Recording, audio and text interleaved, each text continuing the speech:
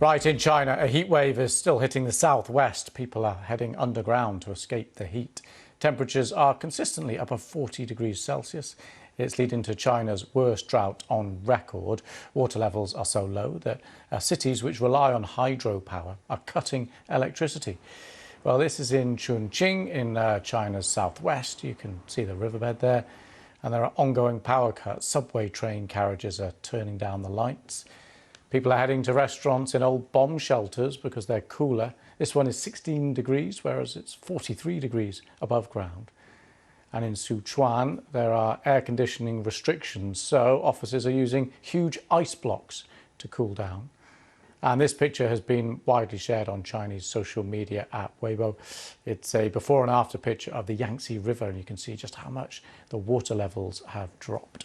Well, Kerry Allen is the BBC's China media analyst and used to live in Chongqing, where some of those pictures were taken. So lots of people showing up online, showing off how they're trying to stay cool. Yeah, absolutely. And people do that thing of when it's really hot or really cold, you take a picture of the temperature on your phone. And people have been showing in Chongqing that in the daytime, it can be 44, 45 degrees Celsius. And at night, in the mid-30s. So, yeah, 32 degrees and you're trying to sleep. It is really uncomfortable. And people are literally heading underground to try and get as far away from the sun as possible.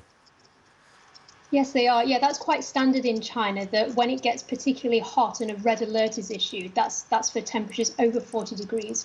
Air raid shelters are opened and people are able to go underground. But also we've seen, for example, a lot of people heading to malls. There's been this footage that's gone viral of elderly people taking chairs, chess sets, tables, setting up inside a mall to stay cool. And also in Sichuan province, which is that's the area that's known for spicy food and pandas.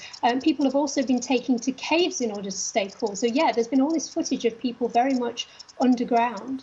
And how new is this, and how used are people there to this? Well, people are very used to it. I mean, I lived in Chongqing 15 years ago, and even then I remember temperatures of 40 degrees Celsius and higher.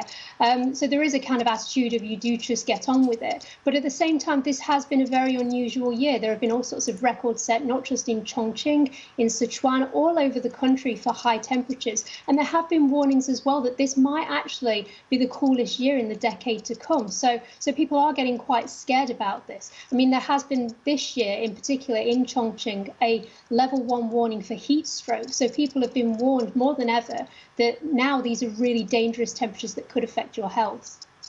Yeah, that's clearly worrying, isn't it? So what people will be hoping for now is obviously a bit of rain and cooler temperatures. Yes, and they should be coming on Monday. That's the latest projection. So people are thinking by then, that's when it's going to get cool. Fingers crossed. Kerry, thanks very much for that. Kerry Allen there. Thank you.